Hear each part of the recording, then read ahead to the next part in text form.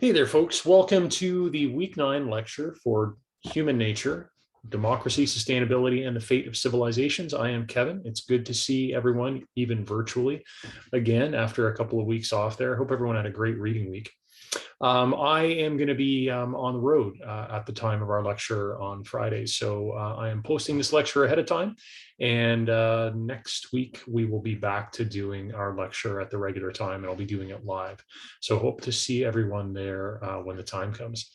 So without further ado, folks, I'm going to share my screen and we can get into the presentation for 9 here. So let me just call this up. So what we're going to do in this lecture is we're going to start turning our attention away from all of the different ways in which industrial civilization is being challenged with these dysfunctions, whether it's overshoot, whether it's oligarchy, whether it's rising inequality. I'm going to shift away from just detailing these challenges to asking why. Like, why are we where we're at right now? And so I want us to think a little bit about some of the material we've already covered. So for instance, we know from the first couple of lectures that human civilizations have collapsed many, many times throughout our past, repeatedly. This is not an unusual thing, right? And the question I want us to look at for this lecture and next lecture is, well, anytime you see something that happens all the time, a human thing that happens all the time, you naturally want to be like, well, is that because it's human nature? Is it just baked into us, right? And so in order to look at this question, we need to first look at a few things. First of all, I mean, is there even such a thing as human nature? I mean, we can throw that word out there, but scientifically speaking, what does that mean? So we need to look at that. And when we look at the topic of human nature, we also need to be just kind of careful about how we do it, because it's a tricky topic. And there's a lot of ways to do human nature in a very sort of sloppy and unscientific way. It can get very political very quickly. You can get into a lot of pseudoscience, but also there is still a lot of legitimate debate among scientists from various fields as to just what is human nature. So in this lecture, we're going to talk a little bit about, can you say that there's such a thing as human nature? And if there is, how do you get at it? And then we're going to look at one interpretation of human nature, which I call the Hobbesian thesis. So that's kind of what we're going to do in the two parts of this lecture. So first of all, we're going to look at the fields of scientific research that are most associated with studying human nature. And in the first case, we have to look at sociobiology. And sociobiology is actually a collection of different scientific disciplines that are each concerned with studying animal behavior, but also human behavior. Sociobiology includes evolutionary biology, evolutionary psychology, and also primatology. So primatology is where you're studying primates, chimpanzees, orangutans, bonobos, gorillas, these sorts of things. Evolutionary biology studies, just like it sounds like, you're studying the evolution of biological organisms. Evolutionary psychology is a more recent field, and this tries to look at human consciousness and behavior through the lens of evolution as well. So these are fields of science that are they're very interesting in terms of the approach they take. So they focus on certain key ideas. For instance, the idea of adaptation. So this idea is that if you look at evolution and natural selection, organisms evolve in order to adapt to their environments, right? I mean, this is pretty obvious when you look at a fish. A fish is evolved to swim through water. It has fins, it has gills, right? All these things that enable it to do that. Birds have evolved to fly through the air, right? They have very light bones. Their feathers help them do that, all of these different things. So, when sociobiologists think about human behavior, they think about it in the same way. They're like, well, human beings clearly had to adapt to our environments. That's why we have the characteristics we have, whether it's, grasping hands, the kind of eyesight that we have, the fact that we stand upright. All of these things are part of previous adaptations. So, of course, how do we get adaptations? How do we evolve? Well, they also look at natural selection. So basically, the idea here is that, the adaptations we see today must have been selected for in the past. And what that means, of course, from an evolutionary perspective, is that these characteristics must have helped us survive in the past. Otherwise, we would have died out, right? So the idea here, and what natural selection sort of indicates is that, the organisms alive today must have been successful, obviously, in the past, at adapting to their environment. And so the characteristics they had that helped them adapt then get passed on to their offspring, and so on and so forth. So, you get the sense from adaptation and natural selection that what exists today was useful at some point, right? For us, for human beings, for instance, if we're talking about human nature. And finally, they look at this issue of individual fitness. And individual fitness basically means what makes it more likely that you will survive, because that's how natural selection works, right? If you think about life as in ways a struggle to survive, which in a lot of ways is true, then clearly, if you have characteristics that make you more likely to survive, that increases what biologists call your individual fitness. So that means your ability to survive, to pass on your genetic information to your offspring. So all of these ideas, sociobiologists apply them to understanding human behavior. Why we think the way we do, why we act the way we do, right? And I'll point out one name just in case you want to go and do some research on sociobiology, because it's quite interesting. A big name in the field is this American biologist, Edward O. Wilson. And he did a lot of fascinating research on animal behavior, and also tried to take those insights and apply them to human behavior as well. So when we look at sociobiology, there's some really interesting things that they point out. So first of all, they point out that a lot of the behaviors we see among human beings, you can actually explain them from a very biological perspective and from an evolutionary perspective. So one example would be the incest taboo, okay? And so this is, of course, we know across human cultures. There is not a human culture that we're aware of where it is not okay for immediate family members, to be having conjugal relations. It's just not a good thing. Everybody knows it's not a good thing from a cultural perspective. And yet, of course, from a biological perspective, this makes perfect sense, right? Because you might think, and this may sound a little weird, but you might be like, well, I don't know, like, families are close, they care about each other. Well, from a cultural perspective, why wouldn't people decide to, brothers and sisters or cousins or whatnot? I know it sounds creepy, don't get me wrong. But if it was just purely cultural, you might be like, well, why is that? That almost maybe, it needs an explanation. But then when you look at the biological facts of two closely related people mating, we know that it's a horrible thing, right? It leads to really bad biological outcomes in the offspring, generally speaking. So the incest taboo, sociobiologists argue that cultural taboo, a taboo is like, you're not supposed to do that, right?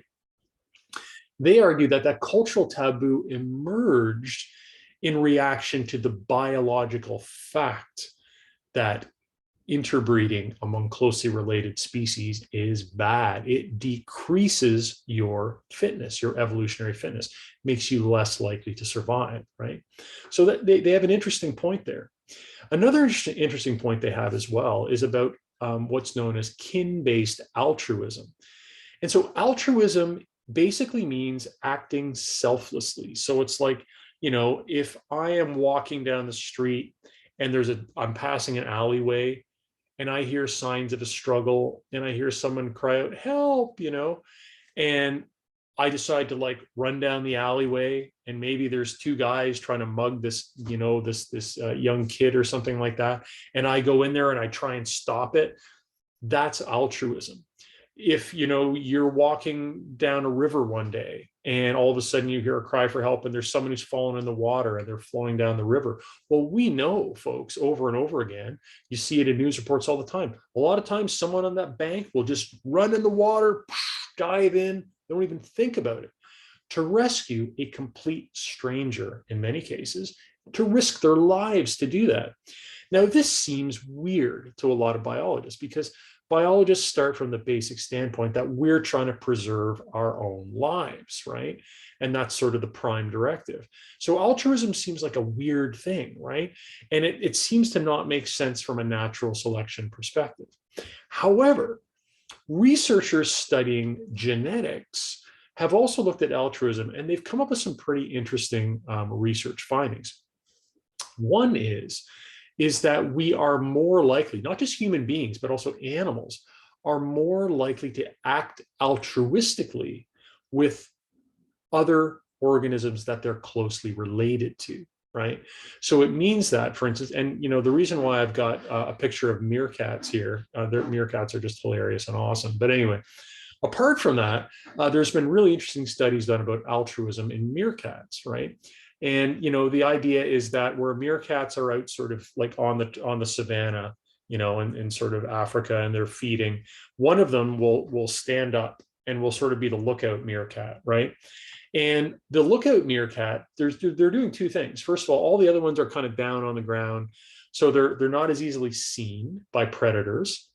But also they're busy like eating food and like, getting their munch on. Whereas the guy standing up or the girl standing up, they're not eating, and they're also putting themselves at risk. So again, researchers would be like, why? What makes that meerkat do that? It makes no sense, right? But they start to realize that, because the group shares a lot of relatedness, they share genes, it makes more sense. So the idea is that, well, maybe you're putting yourself at risk by being altruistic, but you're doing it in order to help your genes of the people around you you're related to. You're protecting their safety by doing so. So it's a partial way of explaining why human beings act altruistically. So these are the sorts of interesting insights that sociobiology can give to human behavior.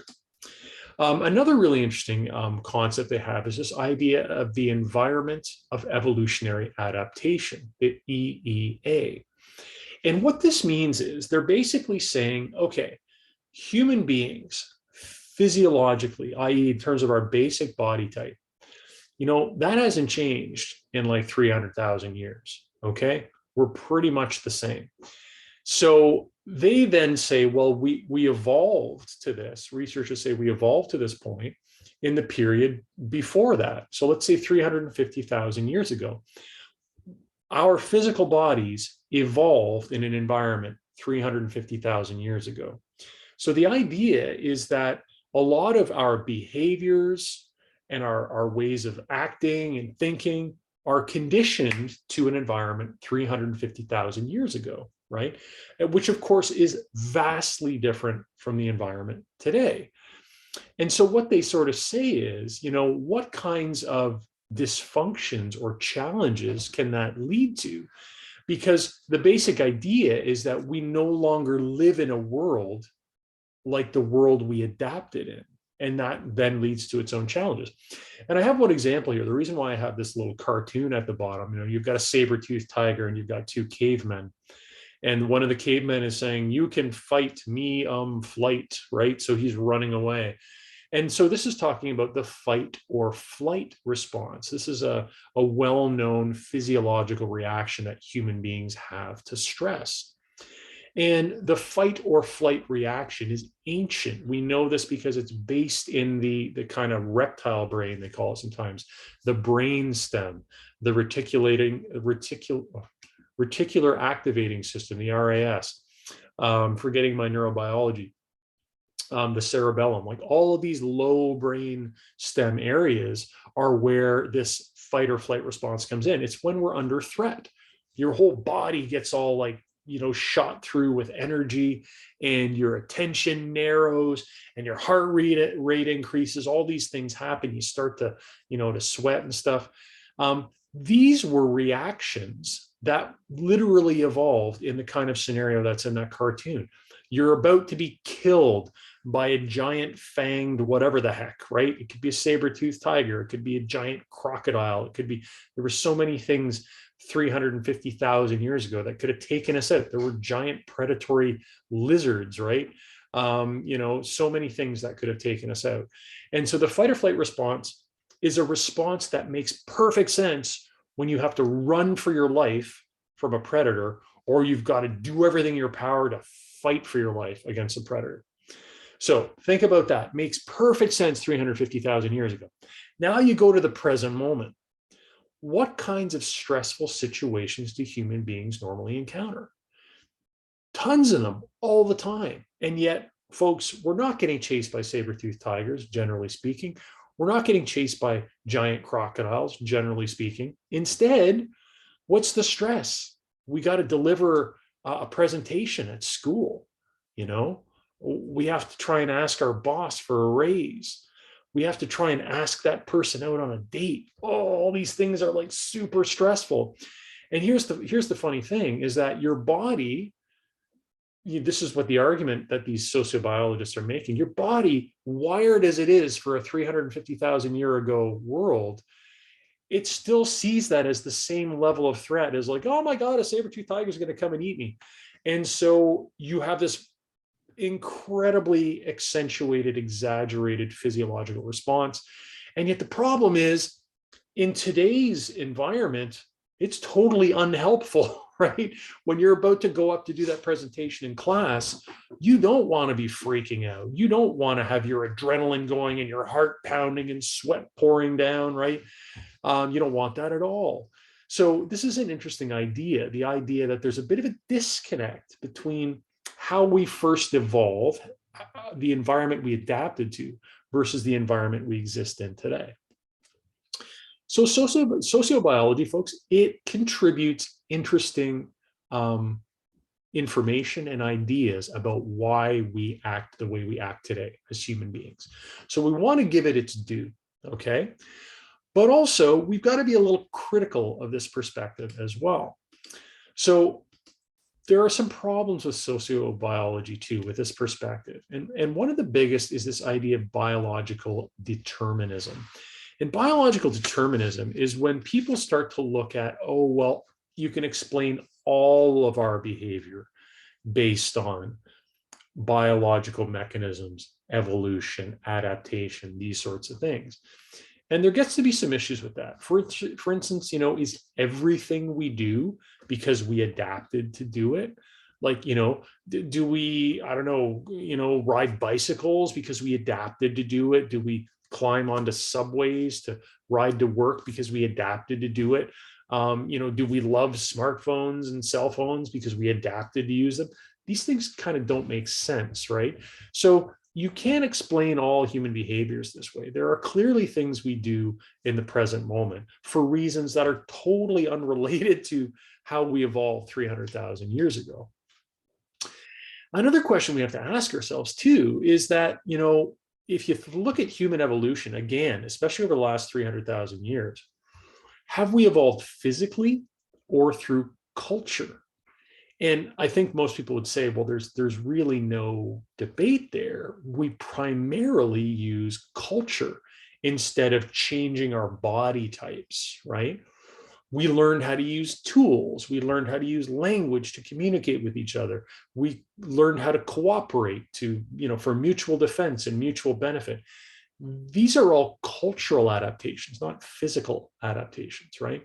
So biology doesn't explain as much as we'd want it to. There's also confusion too around, this whole idea of natural selection and adaptation. And the idea here is that what is the ideal level of selection? So what is it? Is it our genes that we should look at in terms of our natural selection? This is what they think about when they think about altruism. So the idea is that I might sacrifice myself for my kids, or my partner, as more for my kids. And the reason is because, I might die, but they have my genes and they might live. So in this sense, it's more like your genes are the things that are driving evolution. But, there's other cases in which it makes more sense to look at the individual as the level of evolution. There's other instances where it makes sense to look at the group as the actual unit of evolution, right? In the sense that, if the group does stupid things, then the group dies, right? Or if the group does innovative things culturally or whatever else, then they survive, and then all the individuals within the group benefit, right? So there's some problems as well with trying to explain every aspect of our behavior just through biology. And so another thing that we need to say about sociobiology and about biological determinism is it has also led to just challenges in the way in which we think about things, right?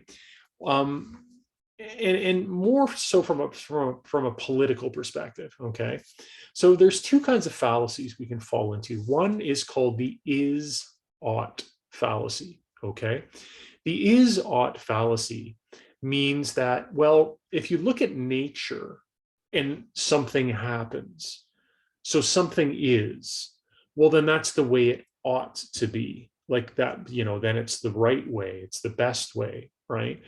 An example here could be, looking, for instance, at chimpanzees, right? As we're going to see as we go through the lecture. A lot of researchers have looked at chimpanzees and they said, well, chimpanzees live in highly hierarchical, patriarchal societies. They fight other chimpanzee groups. They're very violent and aggressive. Well, that's how they are. Well, that's how they should be. And they would say, well, then that's how we should be too, as human beings, right? And this is a fallacy, because it's just because something exists in nature doesn't really mean it's necessarily good or bad. There's a lot of things that happen in nature that are quite horrifying, right? Like animals tear other animals apart, right? It doesn't necessarily mean that's good or bad. Like those are different concepts that we as human beings add into that. And it's a fallacy that you'll see often where, oh, just because something's in nature, therefore it's good, right? And that sort of bleeds into the second part, which is what's known as the naturalistic fallacy. And it's to sort of say that, well, if anything is natural, then it's good. Or if anything's unnatural, then it's bad, right? And so you'll hear this a lot, around, for instance, prejudice, like prejudice, for instance, against homosexuality. And people will say, oh, it's unnatural, right? Like it's against nature. Nature is all about, you got two sexes and they get together and they reproduce, and that's what's natural, right? And of course, there's usually a pretty big problem there. I mean, in that one example, big problem number one is that you see homosexuality throughout the animal kingdom, like literally in almost every species you look at, especially mammalian species. There's evidence of homosexuality.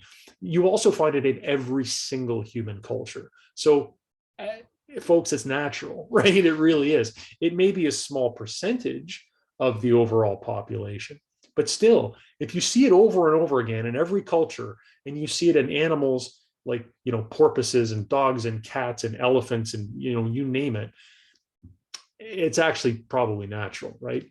But again, at the end of the day, we have to just remember, whether something's natural or not doesn't necessarily mean it's good or bad, right? Like we still have to decide whether it's productive or not, or whether it's good or bad or not.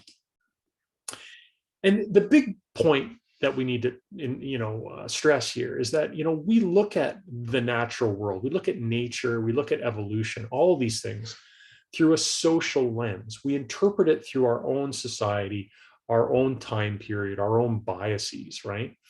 And for this reason, biology in the past has actually been used for some pretty scary, pretty negative things. It's been used to promote racism, nationalism, and sexism. So groups throughout time have tried to use this idea of biology to really treat people very unfairly and actually very unscientifically. So for instance, the Canadian residential school system, and this picture here is a picture of, young Native children who have been kind of anglicized. They've been put into a residential school. They've been stripped of their culture and heritage. They're trying to turn them into, little white people. But of course, they were never thought to be equal to white people. The whole residential school system was built on this idea that Native people were biologically inferior. They were savages, they were uncivilized, and they could never fully become equal to white people. They could only be trained to be useful servants, pretty much, to the more evolved, civilized white race.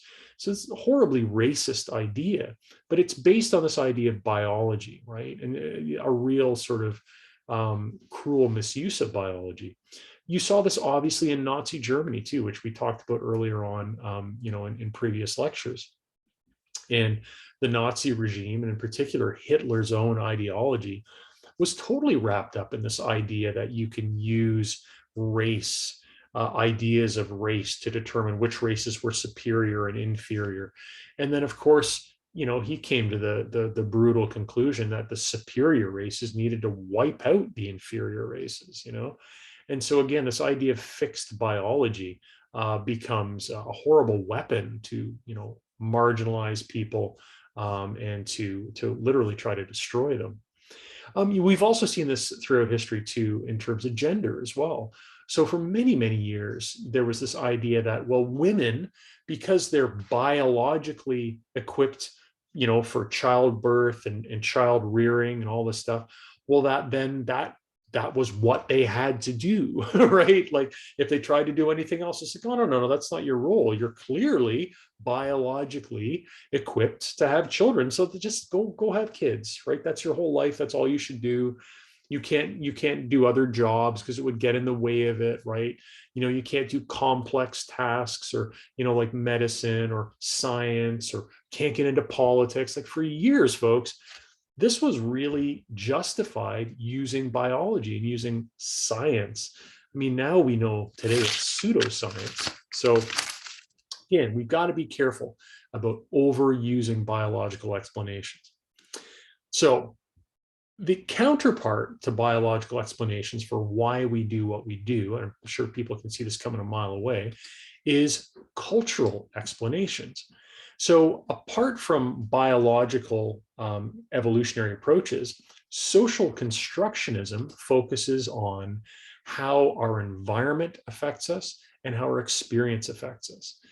And the roots of this philosophy, in the Western tradition anyway, can be traced back to the writings of John Locke. And he was a 17th century English philosopher. And in Locke's writings, he said that basically we are human beings. We're born like tabula rasa. That means blank slates, or like a blank sheet of paper. And then his whole thing was that you're born a blank sheet of paper, and then experience and your environment writes on that paper. What it writes is who you are, right? So you are your environment, you are your experiences.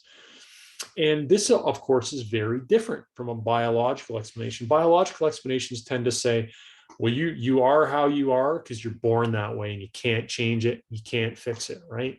Where, again, John Locke is sort of saying the exact opposite. Is like, oh, you're born like you could be anything, you could be anyone. It depends how you were raised, how your parents were, what your childhood was like, what your experiences were like, all this sort of stuff. So it focuses us away from biology and onto social structures and culture. And it also says, you need to factor in things like history, cultural evolution. All of these things are powerful means of explaining why human beings do what we do and think what we think.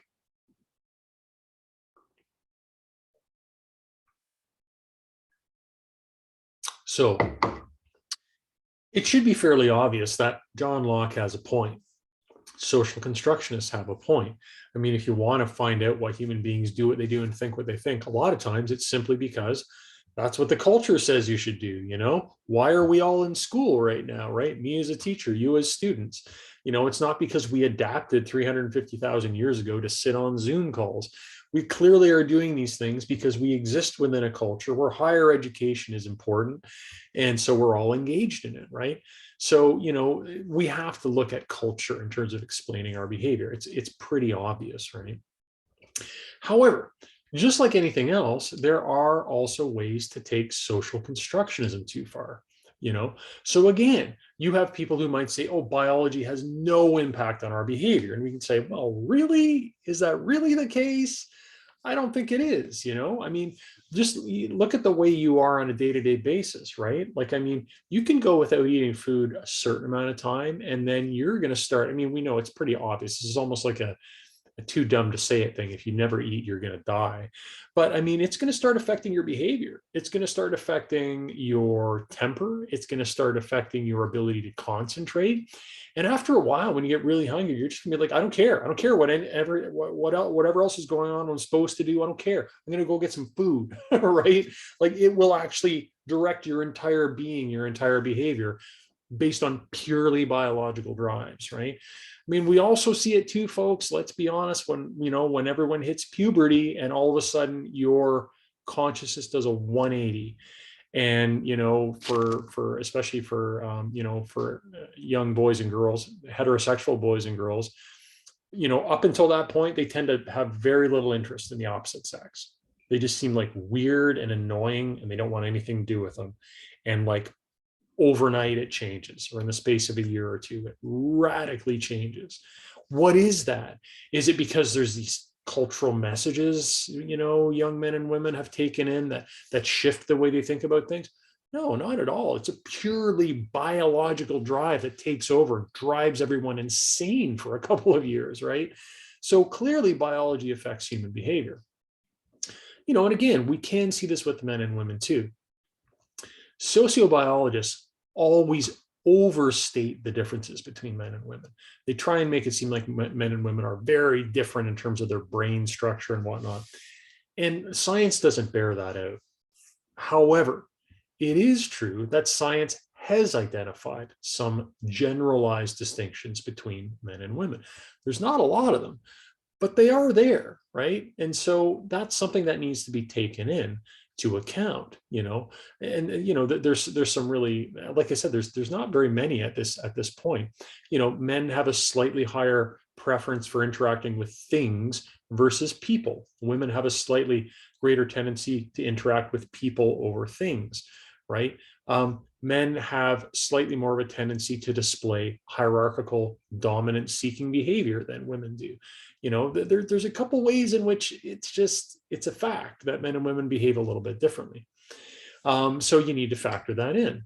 And again, are there no biological differences between different human groups? Well, of course there are, right? Like there are, obviously there's differences we can see in terms of our, our skin color and whatnot, but there's also some genetic differences that are meaningful.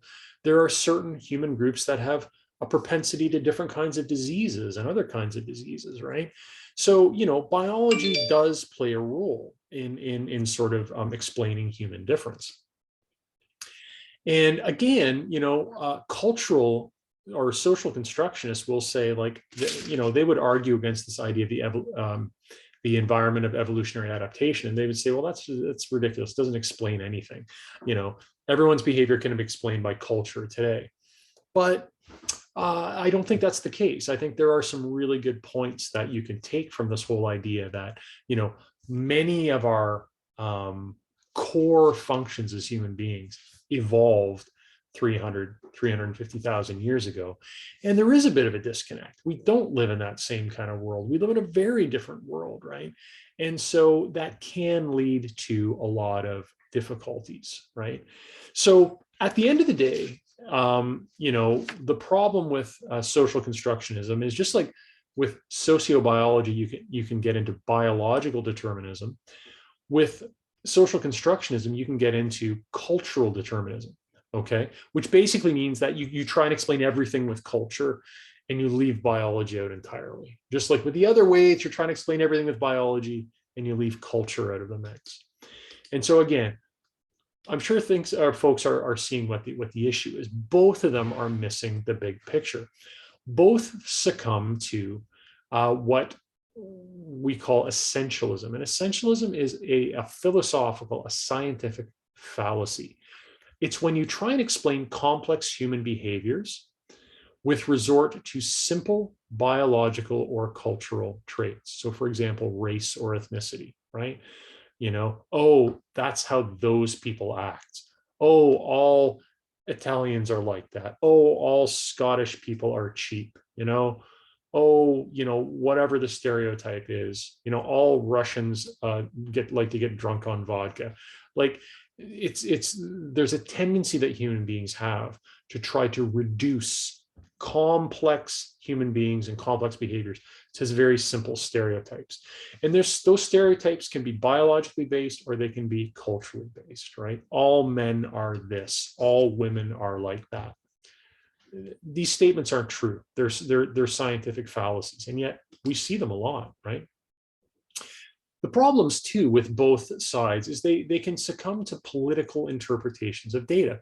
A lot of times, folks, when people talk about human nature, they're really putting forward a certain political perspective. It's very veiled, right? I'll give you an example of this, okay? So in the 1800s in the United States, you had a whole bunch of white scientists in the southern United States publishing research that proved, in their eyes, proved that Black Americans were at the time slaves, were intellectually inferior, biologically inferior, right? And so, and these white scientists were just like, it's just science. What can I say? We're doing these ridiculous, not scientific experiments, and we're coming out with the fact that it's very clear, these people are inferior. And it was so obvious that these were people that had a predetermined outlook. They had a predetermined goal. And then they created some junk pseudoscience to try and basically prop up their ideas. And they weren't worth the paper they were written on. It was obvious that they just were trying to make a political point, and they were using science to do that. Again, this has happened throughout history. So it's something we really have to look at, right? At the end of the day, I think we can hopefully see now, these two perspectives they both offer a piece of the puzzle, right? Biology and culture, two different pieces of the puzzle. And we need both of them to understand human behavior. And so the best perspectives are integrated perspectives, perspectives where you take biology and culture and you try and understand them both, and you try and understand how they interact together. These are more scientific and useful ways about thinking about human nature. So I'm just going to give a few examples of some of the folks that are doing research in this area of what we could call biocultural evolution. Biocultural evolution, it's the idea that human beings, especially if you want to think about human beings, we have evolved over the past 350,000 years. Yes, partly physiologically, but probably mostly culturally. And so some prominent biologists who put this idea forward are folks like, Stephen Rose, Stephen Jay Gould, Gary Lewontin. Again, for folks who want to do more research, these are great names to fire into Wikipedia or a search engine. And these folks are basically saying that, human development is an interaction between our genes and our environment. You can't reduce it to one or the other. They'd also say that natural selection occurs at all different levels, right? Yeah, partly it's your genes that are trying to reproduce themselves, but also clearly individuals are trying to survive. We're trying to reproduce, right? But also natural selection does work at the level of the group too. A lot of times we will sacrifice ourselves for the good of the group, right? It's actually a very human thing to do. And it's not always a stupid thing why people do that, because you know what? If the group survives, maybe we might die, but the overall group continues and our species continues. So it kind of makes sense, right? So you need all of those different levels to explain the different decisions that human beings make. Biocultural evolution also points out things that, you got to be careful when you look at something, you're like, oh, clearly that was an adaptation. They're like, sometimes it really wasn't. Sometimes physiological traits that we have, they just kind of they just happen, or they were used for something totally different. And now we use them today for something completely different, right? So I'll give you two different examples of this. So one example is feathers. Feathers are really neat. So, the first question I would throw out to people, like if this was a live lecture, is like, how many people think that feathers evolved to help birds fly, right? And I'm sure a lot of people will be like, yeah, of course they did. That's stupid. Everyone knows that. except they didn't, right? And I'm not just making this up. This is like a scientific fact. Feathers did not evolve first to help with flight at all. Feathers first evolved to insulate, thermal insulate animals, okay? So feathers kept basically cold-blooded creatures warm. That's what they did. And over time, however, they also became used for flight, and they became incredibly useful for flight. But they didn't evolve that way originally. So again, it's hard to say, like sometimes something can evolve for one purpose, but it ends up being really good for something else. For human beings, I said earlier on, we've got these great grasping hands. We've got these eyes that have stereoscopic vision, incredibly acute vision, allows us to see depth more so than a lot of other animals. Why do we have these things? Because we first evolved these characteristics swinging around in trees. We're all monkeys, folks, to a certain extent. We're all primates, right? And so we evolved these things for our shoulder joints too. All of these things evolved through brachiation, right? Living in trees before we eventually came down from the trees and lived more on the savannas, and then away we went and evolved into our present forms. So it's kind of interesting, you know. So when we say like, oh, we've got these, do we evolve hands to use tools? Not at first, no. Hands evolved to help us swing through trees. Over time, they became these sophisticated, dexterous things that let us text people and do fine surgery and whatnot over time. But that's not why they first evolved, right? So anyway, we've got to be careful about the whole idea of, you know, oh, I know why that evolved. It evolved for this reason. Maybe not. Maybe it evolved originally for something totally different. So another really important point about biocultural evolution is obviously just the importance of culture, right? And also this idea of cooperation being so incredibly important. So, you know, this is a great book by two researchers, Samuel Bowles and Herbert Gintis, called A Cooperative Species. And here they're basically talking about the fact that, you know, human beings would not most likely have survived at all to this present moment without culture. In fact, there's many times throughout human history where we have almost become extinct. And, you know, over the past 50,000 years, especially, it has been culture which has enabled us to adapt and survive. And so, you know, we have to factor that in. And also they point out something really interesting too, is that, you know, culture can be adaptive, culture can help us survive, but culture can also be maladaptive too, right? And so this adds a whole new level to natural selection. So you got to think about it. You know, your group could have a culture it creates that really helps it survive, right? So say maybe the culture of your group is like, whoa, we have to respect the plants and animals around us because they're, you know, they're our brothers and sisters and they're part of us and they give us life. So we have to preserve them and stuff. That's pretty adaptive culture, right? That's going to make sure you keep your environment nice and clean and clear and healthy, right? But what if your culture becomes more like, oh no, that's just like, it's just all stuff for us to use. And it's okay to just throw stuff away. And it's okay to just like burn all the fossil fuels. And it's okay to, well, anyway, I'm talking about our current society, all right? Kind of maladaptive. Maladaptive means that's not good for our advanced survival, right? So culture is really important, whether your culture supports your survival or not.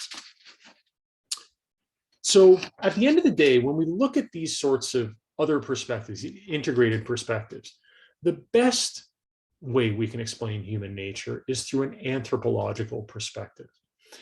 And so this is where you realize that human nature is a mix of, yes, biology, yes, culture, but also our environment. These three things interact to explain why we act the way we act.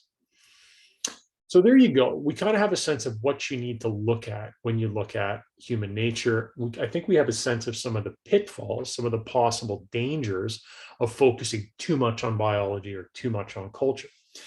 But now I want to shift to, well, okay, fine, fair enough. We have to look at all these three things to understand human nature. But when we do that, what picture emerges? Are we innately selfish, aggressive, and violent, like a lot of people think? This is what I call the Hobbesian thesis. Or are we innately cooperative, social, and intelligent, which I call the social thesis? The Hobbesian thesis you're going to see is named after a philosopher, Thomas Hobbes, who basically thought human beings were a bunch of bloodthirsty jerks, right? So that's why I've called it the Hobbesian thesis. But these are two different ways of looking at human nature, folks, and you'll see them. You'll see versions of these two different perspectives all over the place. You know, and I think even in this class, some people will be drawn more to one or the other.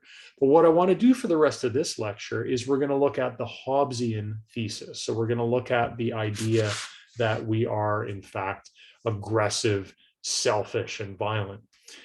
In next lecture, we're going to look at the counter argument, the social thesis. Okay, but first of all, let's take a look at evidence that exists for our dark side, for a Hobbesian nature. So we're going to look at a few different things. We're going to look at ancient essentialism. We're going to look at the teachings of the early Christian church.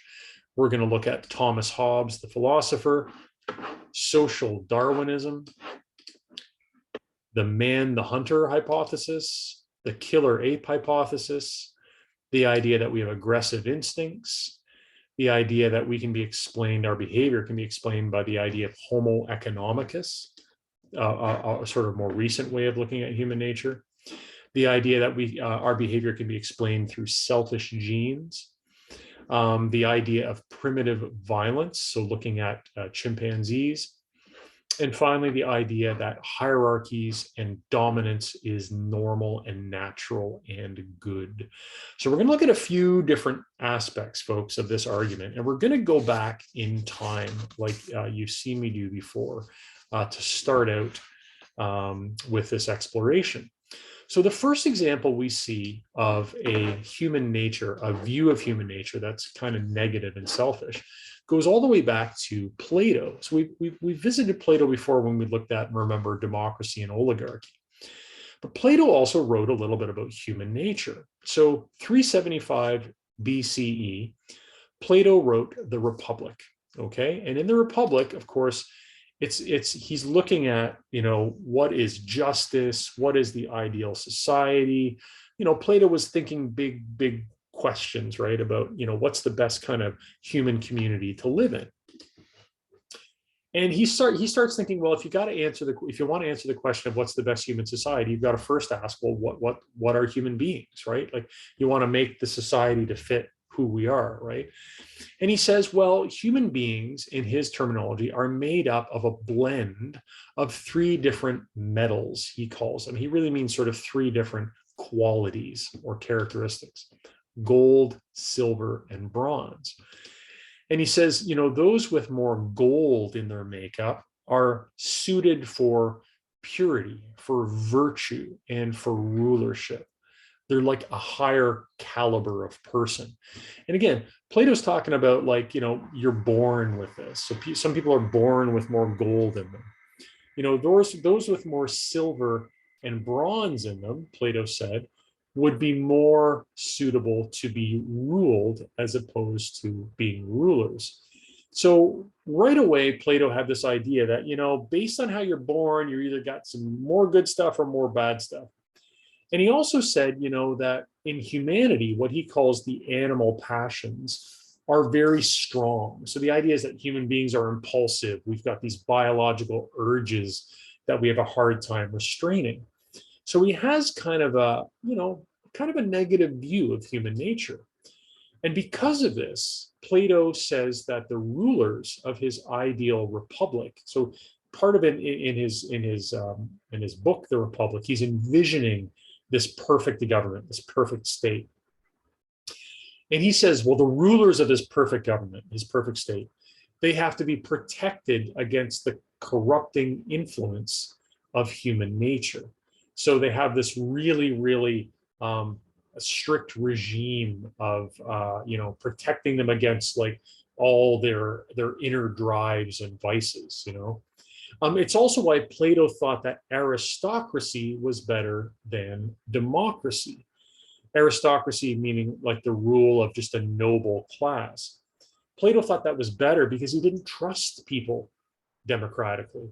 He's like, the masses like us, we can't be trusted to rein in our animal passions, and therefore we'd run amok and we'd ruin things, right? That was kind of Plato's idea. So right off the bat, I mean, going back to Plato in ancient Greece is in many ways the roots of what today we call sort of the Western scientific tradition. So right from the root, you have kind of a pessimistic view of who we are as human beings, right? Plato's like, yeah, most of us, we got a lot of bronze and silver in there. We kind of can't be trusted. We're kind of hotheads, or we want what we want, right? We can't be trusted to rule ourselves. So therefore we need aristocrats. We need nobles. We need pure people with more gold in them to rule over us. So this idea gets started pretty early. After ancient Greece, though, and after especially the Roman Empire, especially when the Roman Empire converts to Christianity, the Christian church picks up this line of reasoning as well. And it comes through the doctrine of original sin. So, the Christian church considered humanity to be fallen. The idea is that, we once existed in a pure state. We once lived in a garden, created by God. And then we kind of were like, screw you, God. And then God's like, okay, you're out of the garden, right? And that led to a fundamental flaw in our nature. Why? Because we were selfish and we also lied to God, sort of thing. So we had this original sin. And, the early church said original sin makes us selfish, lustful, wicked, makes us nasty people, right? And the church said, well, the only way to overcome this original kind of fallen nature is through, obviously, the church. You need to adhere to church doctrine. You need to do what the church tells you to do, right? And this perspective is really summed up in the writings of St. Augustine. So he was one of the early fathers of the Christian church. I believe writing in the 2nd century AD. So this is a long time ago.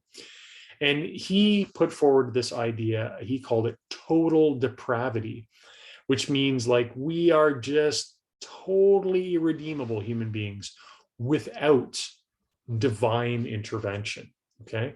So again, this is a very pessimistic view of human nature. It's slightly different from Plato. Plato was like, human beings are flawed. We can't be trusted. Therefore, we need these pure, noble guardians to rule over us.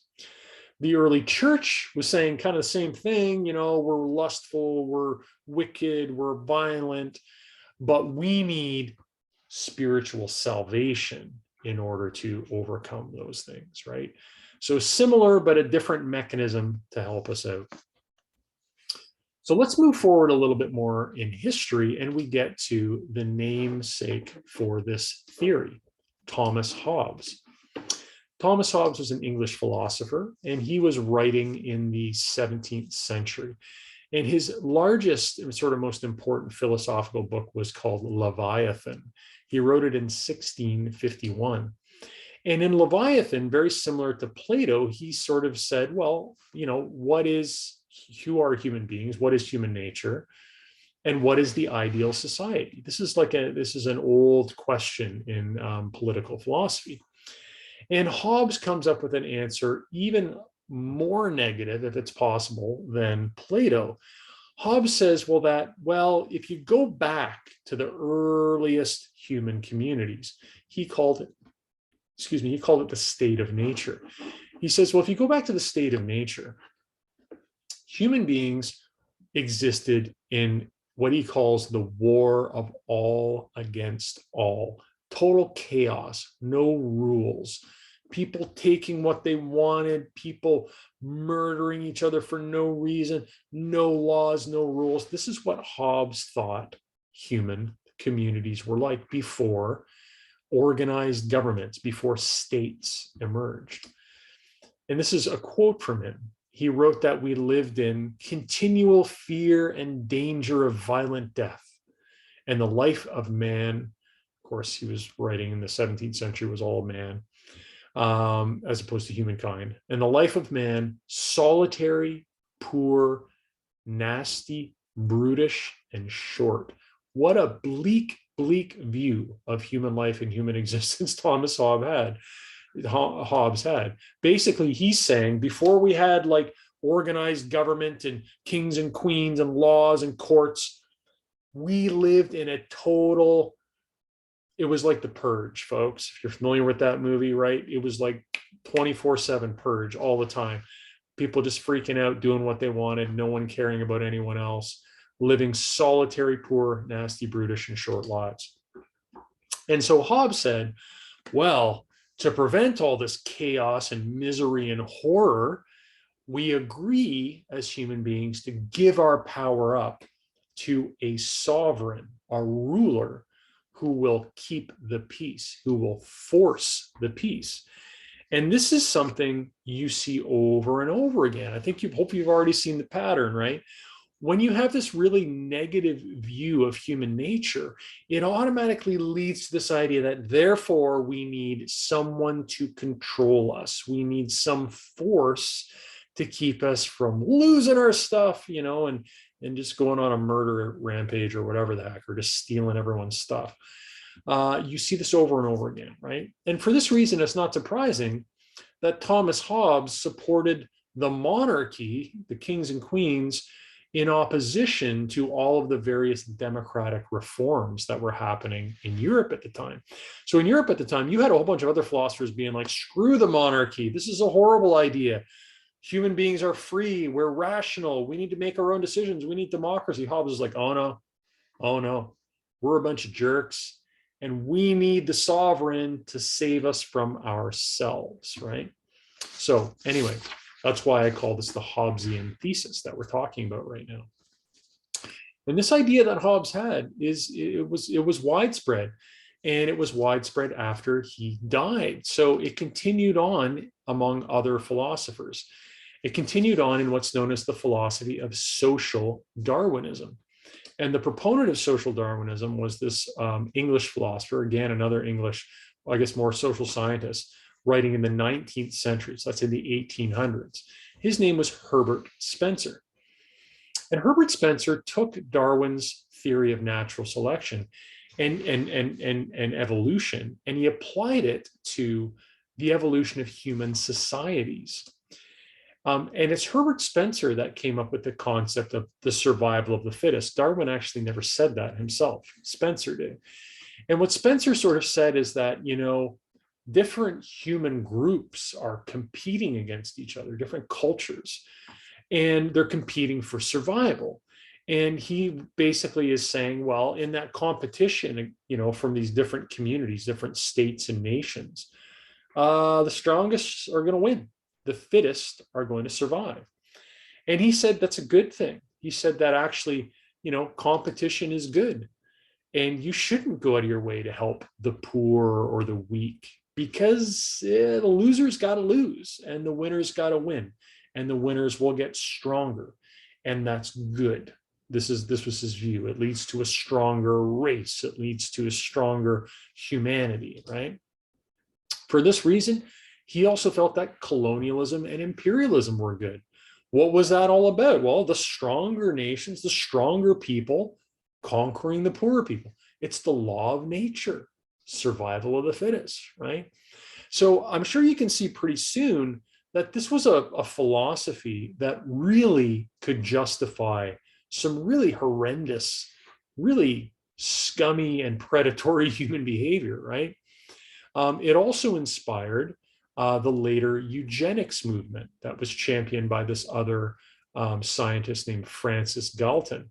And the eugenics movement was all about this idea of, well, there's pure races and there's impure races. And the pure races have pure genes and the impure races have impure genes. And so we need to preserve the purity of the genes of the pure race, right? Well, this philosophy led to some of the worst crimes we've ever seen. So like I said a couple slides ago, this is the kind of thinking that was behind the Nazi Holocaust, behind the First Nations genocide in Canada. this idea that there are, better and worse populations. There's more pure genes, or there's kind of dirty, tainted genes, right? And that there should be a competition, and that the strong should survive and the strong should win out. So, yeah, Herbert Spencer was a piece of work. So anyway, social Darwinism, you see how this sort of focus on biology can be turned to very sort of negative ways, right? And again, also this focus on the idea that, yeah, human beings are all about the competition. We're all about the winners and the losers, right? Leads to a pretty bleak world. We see another example of this too, and this emerged in a little bit later on in anthropology. And so in the mid 20th century, you had prominent anthropologists. An example here is Robert Ardrey, who basically argued that, you know what, if you look at human history, especially if you look at human archaeology, that we were these bloodthirsty savages, that Homo sapiens sapiens was, he called us the killer ape. And Ardrey basically argued that early human beings survived mostly by hunting, killing, and even eating each other. So he literally was like, we were a bunch of homicidal, lunatic cannibals. And this is just how we were as human beings before, again, we got civilized and started to live in, these sorts of complex states. So it was a very, very bleak look at human nature, and he basically said aggression is our primary trait. So think about this. So the argument here is that if you were trying to define human beings against other animals, which is kind of when you talk about a nature, what's the nature of a certain species, it really only makes sense when you talk about it in relation to other animals. Like what are human beings known for? And Robert Ardrey's like, boom, aggression. That's our baseline characteristic. Interesting. You also found this in primatology as well, where you had primatologists at the time arguing that human beings evolved from chimpanzees. And they said, accurately, that chimpanzees are our closest genetic relatives, right? It's around a little over 7 million years ago that a common ancestor from chimpanzees and humans split off, about 7 million years ago, right? So yeah, fairly recent, right? And these primatologists would say, well, look at chimpanzees. They're aggressive, they're warlike, they're hierarchical, they're patriarchal, they're total jerks, right? And so that's why we are too, right? And so it just sort of tried to explain these characteristics in human societies as being natural. Humans are like this because of our evolutionary link to chimpanzees. So it wasn't just anthropology that these ideas began to take hold. They also began to take hold in psychology. And one of the most prominent psychologists in the 20th century, Sigmund Freud, also had these sorts of negative views of human nature. Of course, Freud looked at it from a different perspective. He was looking at it psychologically. But he basically argued that human beings are influenced by primal irrational drives. He called these the id. And the idea is that, we basically are motivated by two things. One is lust, which is our libido, he called it. The other is a drive to destroy, which he called the thanatos, or the death drive. What a bleak view of human beings, eh? It's like we're basically either driven to just, we want to possess people for our own self, aggrandizement, our own pleasure, or else we want to destroy and kill. And this is how Freud thought we were motivated. And then he said, basically, the only thing that keeps everything from flying off and society devolving into, murder and mayhem is guilt and repression. So the fact that we feel guilty about how much of, jerks we are, and that we repress all of these savage instincts all the time. That's basically, how Freud thought we had to roll. And he basically said, in order to survive, civilization needs to control these drives. So again, you get this idea that what is needed is control. What is needed is a government, a sovereign, laws, rules, courts, jails, police, you name it. to keep us under control so we don't freak out and our aggressive, violent, lustful nature doesn't burst forth. In psychology too. But it also appears in economics. But in economics, things look a little bit different, this more sort of negative view of human nature. It's a little less negative. So in the writings of 18th century Scottish philosopher Adam Smith, and Adam Smith is seen in many ways as the father, the philosophical father of modern day capitalism. Adam Smith was like, yeah, we're self-interested, we're selfish. He didn't necessarily think that we were like violent and aggressive though, but he definitely thought that, yeah, human beings, we kind of want stuff. We want a lot of stuff. And we constantly want more wealth and more power. It's just how we're wired. So that's what Adam Smith thought we were like. However, he had this interesting idea that, you know, if all of us pursue our own self-interest, that it'll actually lead to the greater good. And this is a bit of a magical sort of maneuver. And he said this sort of happens through what he called the invisible hand of the free market. You know, the idea that we're all out there chasing our own selfish needs, but it just sort of magically works out that because we're all doing that, we all end up helping each other, right? So this became a very popular way of viewing human nature and human beings. And it became what's known as Homo economicus, economic man, a view of human nature. And this is where individuals make rational choices in order to maximize their personal utility. So anyone who's taken an economics course, this will be very familiar to you. It's the founding premise of economics, is that human beings are rational and we make choices, rational choices, to maximize our utility. What's our utility? Our happiness, right? What we want. We try and get as much of what we want as we can get, basically, right? So again, it is not as bleak as Hobbes or Herbert Spencer or Freud, but this is still basically saying human beings are selfish and we kind of want as much stuff as we can get. That's what Homo economicus proposes. You also see this crop up too in biology, and especially evolutionary biology. The last point here is that this whole idea of Homo economicus forms the basis of what is known as laissez-faire capitalism. And laissez-faire means the government should keep its hands off, right?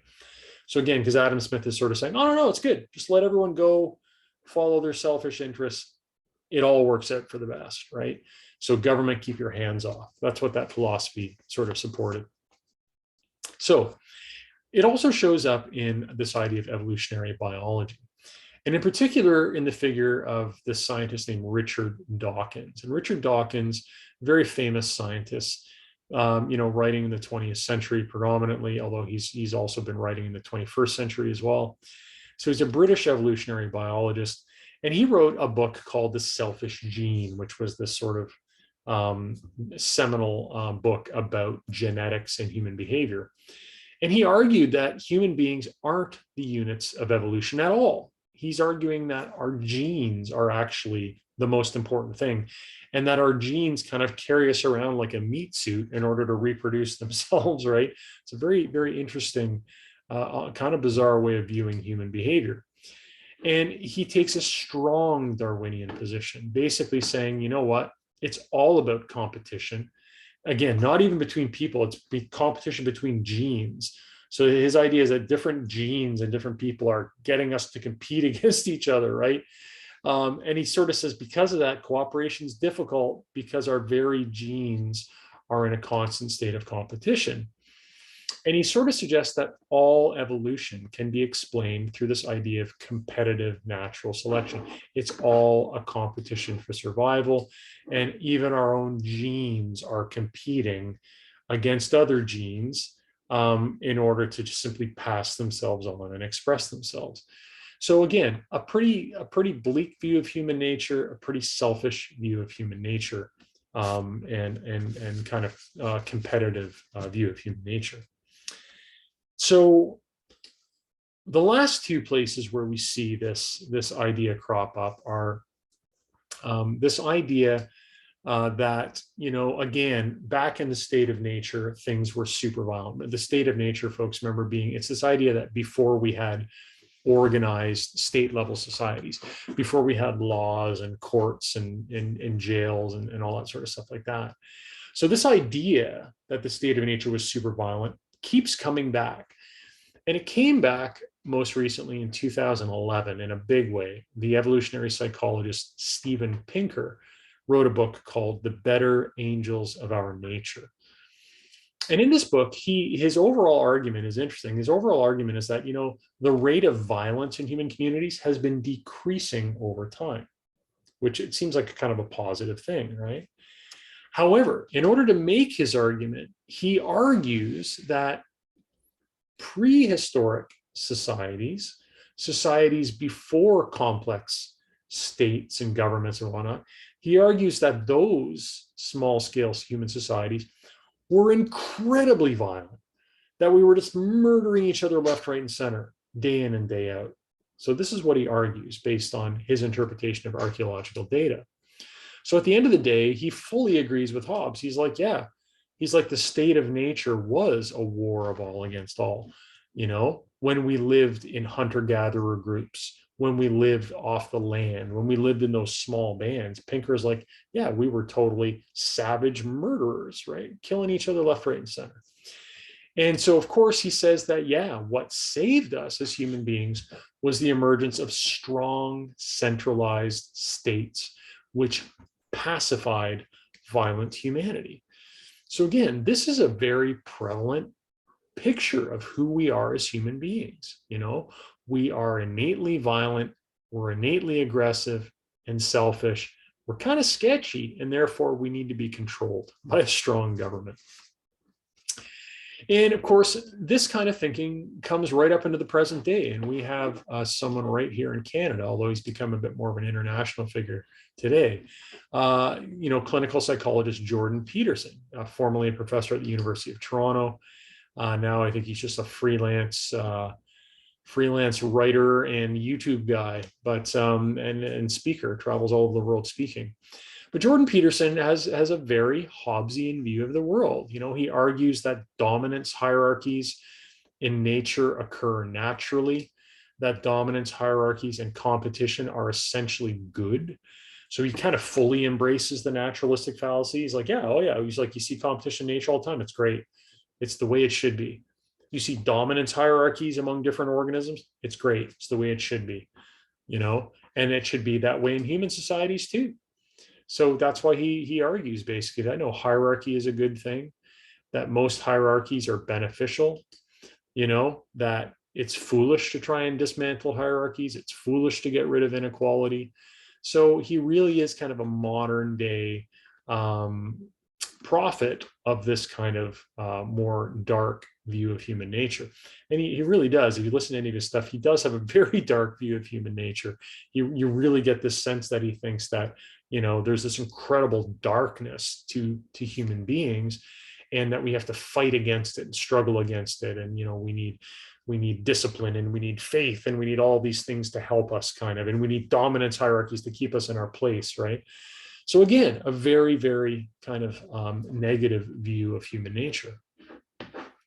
So folks, at the end of the day, I know I've given a lot of examples, covered a lot of ground here. But if we want to sum it up, basically the Hobbesian society, the Hobbesian thesis leads us to conclude a few things. First of all, that if you want to define human beings against any other animal, you can define us by our selfishness and our aggression. This is what this perspective argues. Therefore, we need to be suspicious of and afraid of other human beings. We always need to be worried that someone's going to screw us over, that someone's going to do us wrong, that we're going to get attacked for no reason or whatever, right? Like this is the mindset that comes with this view of human nature. The idea is that peace within society can only be maintained by a strong, coercive government. Harsh punishment of offenders, strict rules, strict laws, this sort of idea. That's what we need to keep things from flying apart. Similarly, this perspective suggests that peace between states can only be maintained through armed deterrence. The idea here is that you can't trust the other countries. Therefore, you've got to have this massive army. You've got to have military power, military might to protect yourself against other countries because you can't trust them. This perspective says there's always going to be conflict. There's always going to be war. It also says that, competition and inequality are natural. They're natural states. They lead to the best outcomes. They lead to the survival of the fittest. Hierarchies are natural and justified as well, right? Kind of like Jordan Peterson says. And finally, at the end of the day, this perspective sort of says, you know what, it's foolish, it's naive to think that society can be made more just and more equitable, because that's just not in our nature. People basically be like, oh, what are you going to do? It's human nature, right? You can't change that. There's always going to be war. There's always going to be poverty, right? So that's where this perspective tends to lead, this view of human nature. So we're going to leave off there, folks. And again, this may have been a bit of a bleak lecture, right? Going through all of these different perspectives, all these different arguments for how sketchy we are as human beings. And if you just looked at this perspective and you just took these arguments in at face value, you may be persuaded to think, I know why civilization's in threat of collapse, because it's in our genes. It's who we are. And man, that's a pretty scary thought if that's the case, right? Maybe we're really in trouble if that's just what human beings do. We destroy things, we wage wars, we don't care if other people are starving or whatever, maybe that's who we are. However, folks, I know I'm going to leave you in this kind of negative place at the end of this lecture, but next week we're going to look at a very different story and a very different interpretation of who human beings are and what human nature is. And that other perspective is going to lead us to different conclusions as to why we are present in a state of crisis when you look at industrial civilization. So next week, folks, a little bit more hopeful view of human nature. But anyway, it's important for us to take these arguments in, important for us to think through them. So that's it. Thanks very much. Take care. And again, I will see you live next week for our next lecture.